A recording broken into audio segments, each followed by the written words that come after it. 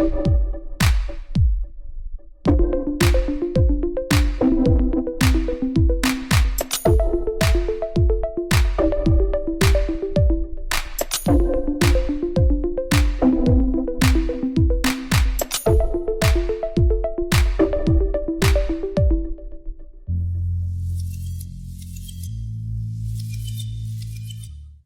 mendapatkan penghargaan penulis skenario terbaik di Piala Citra 2010 untuk film Tujuh Hati, Cinta Tujuh Wanita, lalu juga ada film Ave Maryam ya.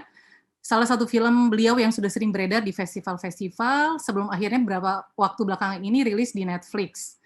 Langsung saja kita panggil Mas Robby Ertanto.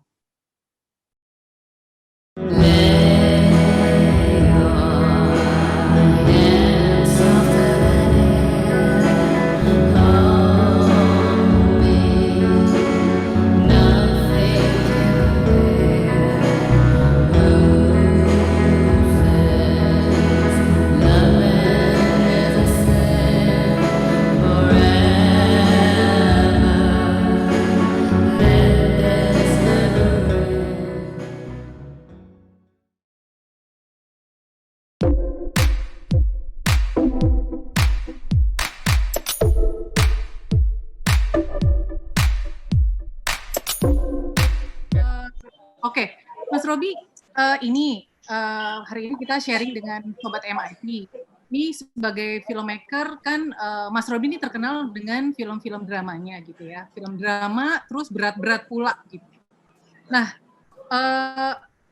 gimana sih, bisa nggak diceritain kenapa sih Mas Robby tuh kayaknya senangnya film-film drama, genre drama?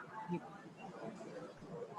Kalau pemilihan kenapa bikinnya selalu genre drama malah banyak yang nggak tahu saya memulai di industri ini pertama kali bikin omnibus diajak Brian Yusna tuh kita bikin horor malah Takut versi Software itu tahun 2008 kalau nggak salah 2008 jadi omnibus 7 sutradara gitu. Nah itu memulai horor dan setelah itu kenapa nggak bikin horor lagi? Sebenarnya kalau pada saat itu saya masih semester pertama kali bikin film itu semester 2 di IKJ. Jadi saya masih belum tahu gitu. Saya mau nanti larinya ke genre apa gitu. Jadi saya bikin aja gitu. Nah, terus setelah itu kebetulan dapetnya drama, bikin Tujuh Hati, Tujuh Cinta, Tujuh Wanita. Kalau ditanya nanti akan berubah nggak genre yang lain? Pasti sebagai director kita pengen belajar terus kan dengan genre apapun selama secara storytellingnya bagus terus menarik untuk penonton juga jadi nggak memagerkan diri bahwa drama atau apa tapi yang prinsip saya sih selama film itu punya statement apa yang lagi mau tervisualkan secara bahasa visual maka storytelling yang kuat oke aja gitu apapun genrenya sebenarnya.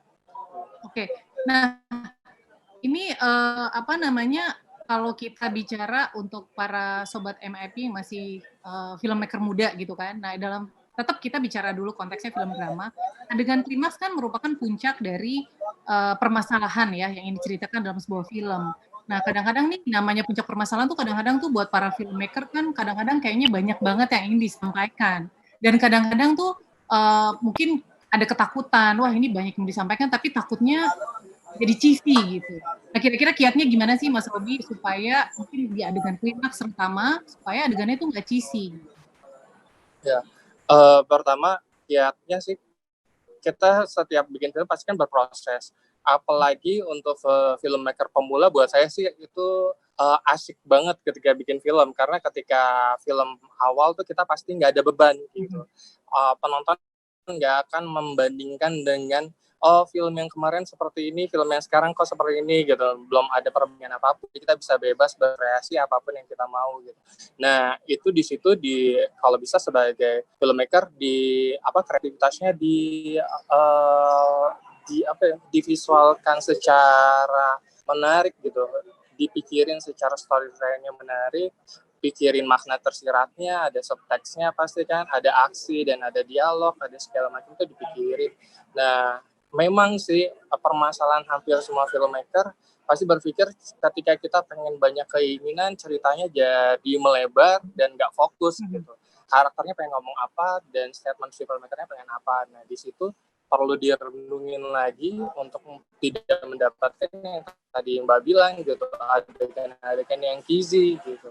Nah penting banget kita menggali lagi makna tersirat gitu. Film nggak harus selalu kalau ternyata di klimaks itu nggak perlu dialog, kita bisa menggunakan simbol, terus kita bisa menggunakan aksi atau mood si karakter atau apapun gitu, biar menjadi film itu klimaks yang menarik. Itu sih yang menurut saya.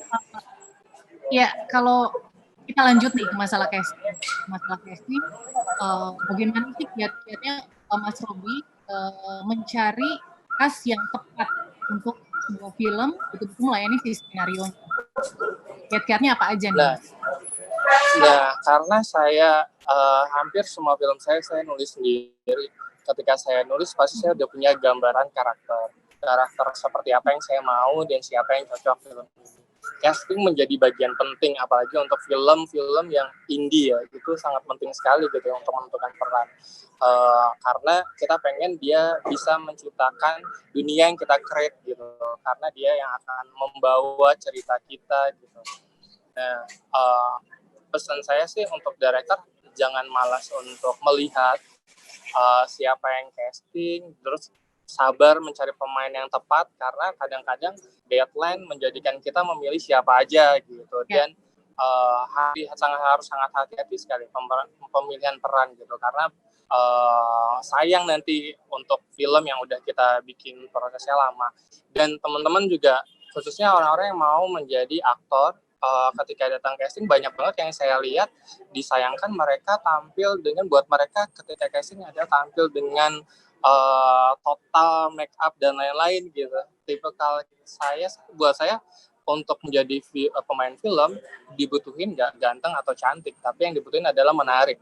Karena bagaimana film itu dengan durasi 90 menit, 120 menit, penonton nggak bosan dengan hadiran dia yang scene mungkin ada gitu. Nah untuk itu dibutuhkan orang yang menarik banget, yang bisa membawa tokoh ini hidup gitu. Nah jadi kalau datang ke tempat casting, kalau bisa adalah jadi apa adanya aja. Gak perlu pakai makeup karena director pengen ngelihat dia real, ya kan. Kalau dia bisa tampil dengan realnya dia seperti apa, nggak tanpa make up. Terus dia mengusai, kalau dia dia tahu besok akan casting, dia harus tanya juga filmnya apa, karakternya apa, jadi dia siap gitu. Dan saya selalu melihat setiap pasti kan kalau casting ada satu kali dia suruh baca skrip terus dicoba, terus ketika kurang maksimal terus diulang lagi. Nah saya tidak akan melihat tuh file kedua ketiga gitu kan. Yang saya lihat cuma yang pertama aja, dan malah lebih banyak saya berdialog sama mereka, ngobrol tentang apapun yang nggak berhubungan sama film sebenarnya. Jadi saya ingin tahu seberapa sih kapabilitas dia gitu.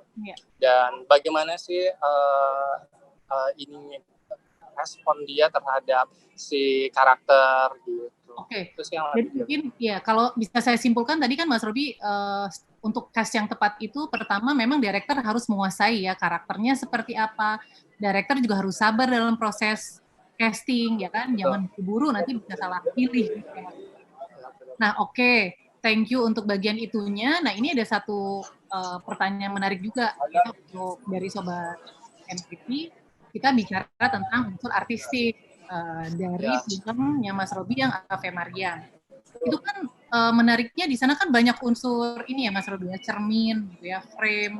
Nah sebenarnya itu apa sih, ada sesuatu yang disampaikan lewat props tersebut yang bisa di-share? Iya, itu kan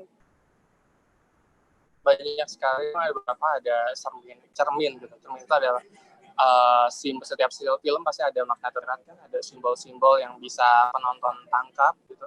Dan di situ saya lagi mempertanyakan tentang pergolakan spiritual yang dialami sama karakter gitu, tentang kebenaran atau pilihan hidupnya dia gitu. Terus sama lewat frame itu dia pasti melihat refleksi diri dia sendiri gitu. Dari situ kita bisa melihat apakah yang udah kita alami sekarang merupakan pilihan utama kita atau bukan gitu. Itu sih yang kalau Sabni di dalam Ave Maria. Pergolakan spiritual sih saya taruh di dalam frame-frame itu gitu sebagai refleksi diri aja. Oke. Nah, sebagai director Mas Robi, itu kira-kira menurut Mas Robi ya, itu mana sih yang lebih penting? Idealisme dalam berkarya atau kejelasan pesan yang ingin disampaikan kepada teman? Pertanyaan yang sulit ya. Idealisme dalam berkarya atau kejelasan pesan.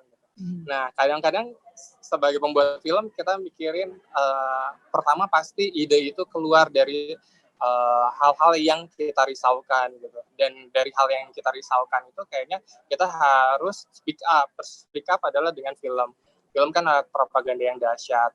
Ketika kita menemukan ketidakadilan, kita buat film, kita bikin cerita tentang itu gitu. Nah, itu adalah idealisme kita. Terus bicara tentang satu lagi, apakah idealisme kita dalam film, statement kita dalam film bisa tertangkap pesannya sama penonton gitu. Nah, itu dibutuhkan prosesnya dengan riset, dengan simbol-simbol atau subtext, terus dengan mood yang didukung oleh pemain. Sebagai sutradara kan kita menciptakan dunia yang dipresentasikan oleh karakter-karakter kita yang hidup mewakili cerita gitu.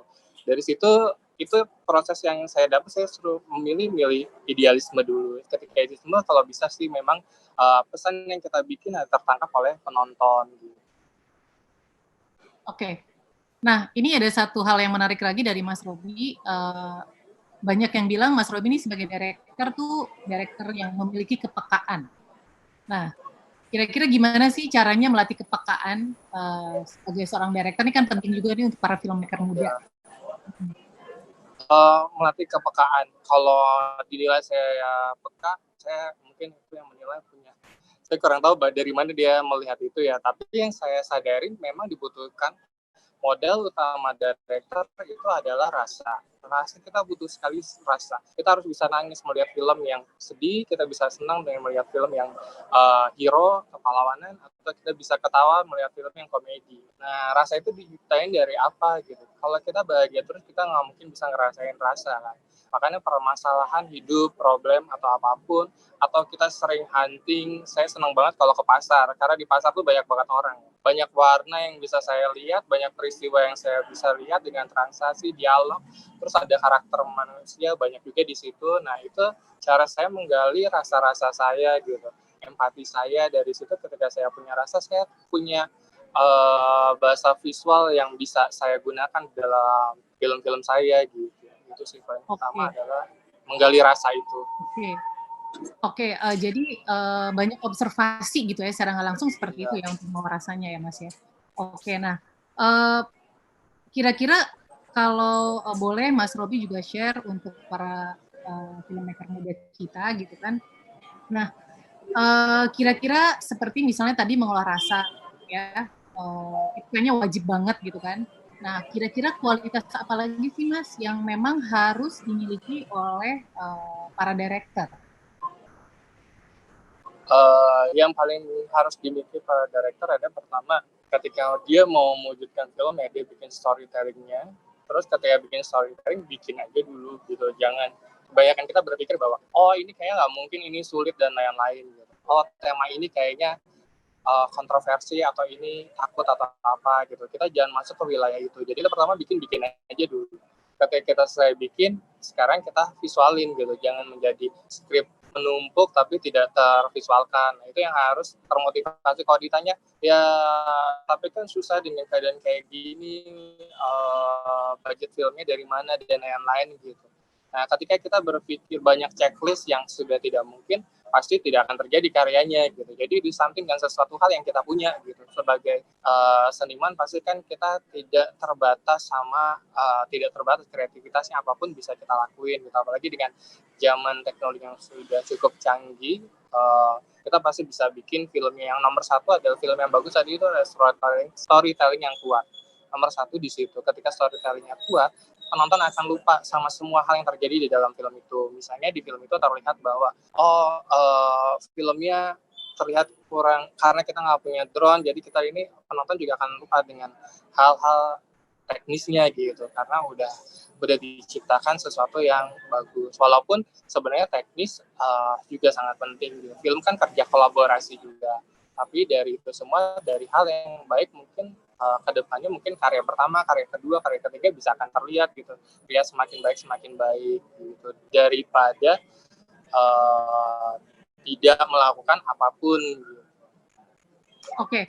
Nah, mungkin satu lagi nih, tadi kan bicara tentang storytelling. Mas Robi kan terkenal sebagai director, produser, writer juga ya. Oke, sebagai writer deh, kita bicara sebagai writer. Ada 7 Hati, 7 Cinta, 7 Wanita. Cinta, 7 Wanita. Ya. Nah, itu kira-kira kalau boleh di-share juga gimana sih pengalamannya dulu sampai akhirnya bisa menulis cerita itu. Karena saya tuh ada satu scene di situ yang saya kayaknya aduh gitu, serem banget kalau buat saya ya. Nah, sementara Mas Robi kan laki-laki gitu. Gimana tuh pengalaman Mas waktu nulis itu? Saya kebanyakan saya menulis dari cerita-cerita yang real life. Itu mungkin yang menjadikan film saya atau cerita saya senang sekali mengerjakannya gitu, karena semua tokohnya hidup dan ada gitu.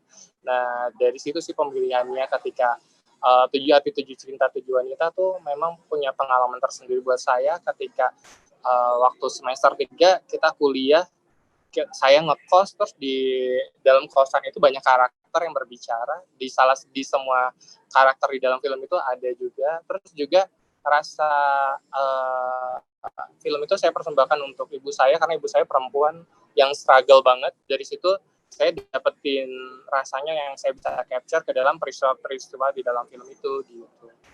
Jadi ya balik lagi untuk mendapatkan itu pasti kita bikin rasa, memandang peristiwa yang akan kita visualin, kita deket banget sama si karakternya, kita tahu apa yang dimau sama karakternya gitu. Jadi kita bisa kenapa? Jadi kita bisa mencapai apa yang kita mau. Gimana? Artinya itu proses riset ya sebelum penulis. Iya, proses riset. Betul sekali. Gitu.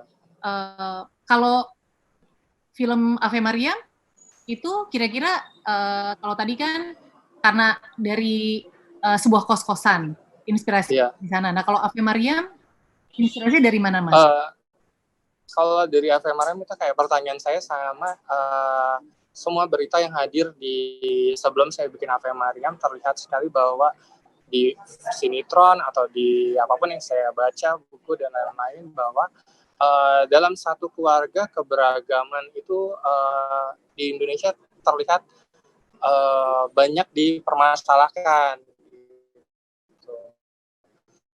Nah, sampai akhirnya daerah mana yang saya bisa keberagaman gitu, yang benar dalam satu keluarga saling menghargai dan menghormati pilihan masing-masing gitu. Dan pilihan saya waktu itu pada saat itu saya ke Semarang dan saya banyak menemukan jawaban-jawaban tentang pertanyaan-pertanyaan saya gitu. Di dalam jawaban-jawaban itu akhirnya lahirlah si Ave Maria gitu. Dari ide awal yang saya punya, terus saya lihat ke lapangan ternyata berbeda sekali gitu. Di Semarang setiap keluarga hidup rukun dan damai gitu. Walaupun mereka ada yang berbeda, tapi bisa saling support, nggak dimusuhin atau apapun seperti cerita-cerita kita yang kita pernah terima sebelumnya gitu. Dari situlah saya pahami itu, saya pelajarin, ketemu orang-orangnya dan memulai membangun rasanya bagaimana hal-hal yang harus mereka alami sampai akhirnya kita ketemu titik bahwa ini cerita fokus kepada satu tujuan, yaitu cinta.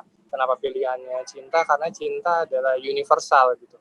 Cinta, kasih sesama itu adalah satu hal yang universal yang bisa dibawa ke seluruh dunia gitu. Jadi akhirnya mengerucut ke situ.